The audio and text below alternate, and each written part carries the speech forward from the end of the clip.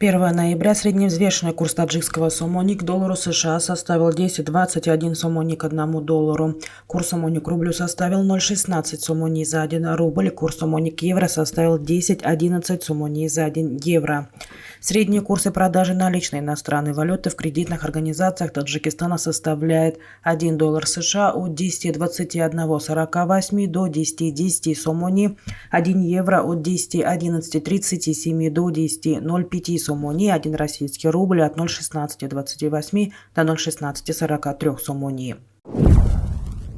Мировые цены на нефть во вторник утром растут на фоне ослабления доллара. Об этом свидетельствуют данные торгов. Цена на нефть марки Brent составила $93.50 за баррель, марки ВТИ $87.07 за баррель.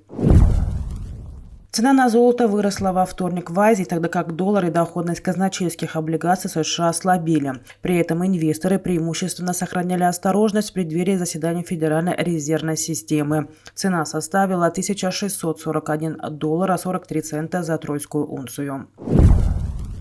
Правительство Таджикистана 31 октября обсудило проекты закона о госбюджете Республики Таджикистан на 2023 год и прогнозных показателей бюджета на 2024-2025 годы. Заседание правительства прошло под председательством главы государства Эмомали Рахмона. Как передает пресс-служба президента, предложенный на следующий год проект разработан с целью реализации социально-экономической политики для обеспечения устойчивого развития экономики, снижения влияния на нее негативных факторов, развития реальных и инфраструктурных сфер, повышения уровня жизни населения. Рахмон поручил Минфину при разработке проектов бюджета на последующие годы увеличить централизованное основное финансирование госбюджета с целью достижения приоритетных стратегических целей развития страны, реализации отраслевых и региональных программ развития, своевременного строительства и сдачи в эксплуатацию юбилейных объектов. Для этого важно координировать и реализовать сбалансированную макроэкономическую, бюджетную, налоговую и денежно-кредитную политику, сказал Рахмон, и поставил перед правительством задачи по реализации макроэкономических показателей страны на среднесрочный период. После отчета министра финансов Фазенина Кахорзуда и министра экономического развития и торговли Завки-Завкизуда члены правительства одобрили проект о госбюджете на 2023 год и прогнозных показателей бюджетов на 2024-2025 годы. Также были одобрены программы государственных внешних заимствований Республики Таджикистан на 2023 год и прогноз их показателей на 2023-2025 годы. Все проекты направлены на рассмотрение Маджлиса на Моиндагон Маджлисе Оли Республики.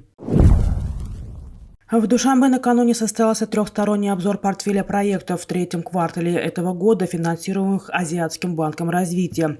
Мероприятие прошло с участием председателя Государственного комитета по инвестициям и управлению государственного имуществом Республики Таджикистан Садика Дуризода, постоянного представителя АБР в Таджикистане госпожи Шанны Кэмпбелл, заместителя министра финансов Таджикистана Юсуфа Маджиди и руководителей проектов.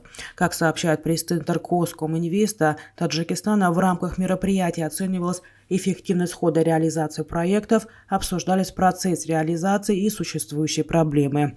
Отмечается, что Азиатский банк развития является одним из ключевых партнеров по развитию Республики Таджикистан.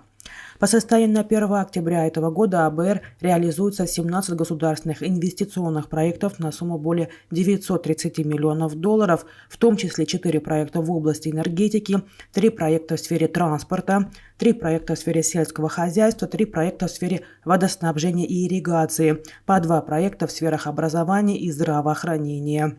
В конце мероприятия стороны выступили за дальнейшее укрепление сотрудничества, отмечается в сообщении. Страны ОПЕК+ 1 ноября планируют сократить добычу нефти на 2 миллиона баррелей в сутки. Такое решение было принято министрами стран-участниц этой организации в Вене. В организации подчеркнули, что это решение принято с учетом неопределенности вокруг мировой экономики и прогнозов по рынку нефти. По данным Financial Times, на снижение добычи настаивали 2 крупнейших в ОПЕК+ экспортера – это Россия и Саудовская Аравия. Эту позицию поддержали и Объединенные Арабские Эмираты.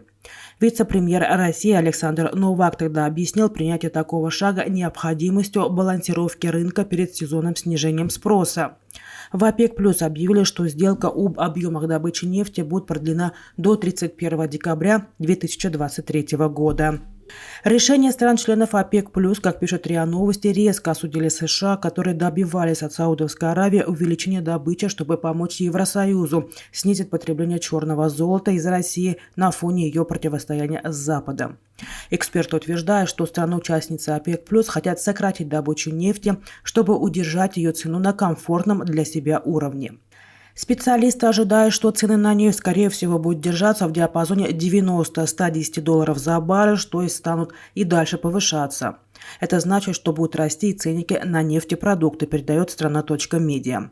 Между тем, некоторые таджикские эксперты надеются, что грядущее повышение стоимости нефти и, следовательно, нефтепродуктов не коснется Таджикистана. Основным экспортером нефтепродуктов в Таджикистане является Россия, которая разделила своих торговых партнеров по итогам реакции на военный конфликт с Украиной на дружественные и недружественные. Таджикистан, как и другие страны Центральной Азии, пока находится среди друзей. Стоимость российских энергоносителей для каждой из этих двух категорий стран существенно разнятся. Впрочем, министр энергетики Российской Федерации Николай Шульгинов еще в начале апреля этого года заявил, что Россия готова продавать дружественным странам нефть и нефтепродукты в любом ценовом диапазоне. Первый день торгов валютами Киргизии, Таджикистана, Сомом и Самони завершился без единой сделки. 31 октября никто не купил и не продавал валюту. На валютных торгах Московской биржи 31 октября не было совершено ни одной сделки с киргизским Сомом и таджикским Сомони. Об этом свидетельствуют данные торговой площадки. Операций не было в валютных парах с расчетами сегодня и завтра. Ранее торги этими валютными парами в России не проводились, пишет РБК. Участники рынка завершают доработки для предоставления клиентам возможности заключения сделок. На фоне растущего товарооборота между нашими странами спрос на конвертацию и управление остатками в национальных валютах с помощью биржевых инструментов будет увеличиваться, сказал представитель Московской биржи, подчеркнув, что при запуске новых инструментов площадка ориентируется на клиентские запросы. Источник РБК «Инвестиции», близкий к валютным секциям Мосбиржи, сказал, что в ходе торговой сессии участники рынка подавали заявку на покупку, однако встречных ордеров не было. Он также предположил, что это может быть связано с тем, что продавцы не успели своевременно завести валюту для проведения расчетов. Кроме того, по словам эксперта, для россиян киргизский сом и таджикский сомони не имеют инвестиционной составляющей, отчасти потому, что инвесторы не привыкли смотреть на валюты и активы СНГ как на инвестиционную альтернативу. В то же время к некоторым валютам, казахстанскому тенге и армянскому драму, уже начинают присматриваться благодаря тому, что экономики этих стран предлагают неплохую доходность в локальной валюте, и у них есть достаточно устойчивый банковский сектор, отметила Донец. Этот оборот будет увеличиваться, но не оставаться нулевым. Нужно время, подвела итог эксперт.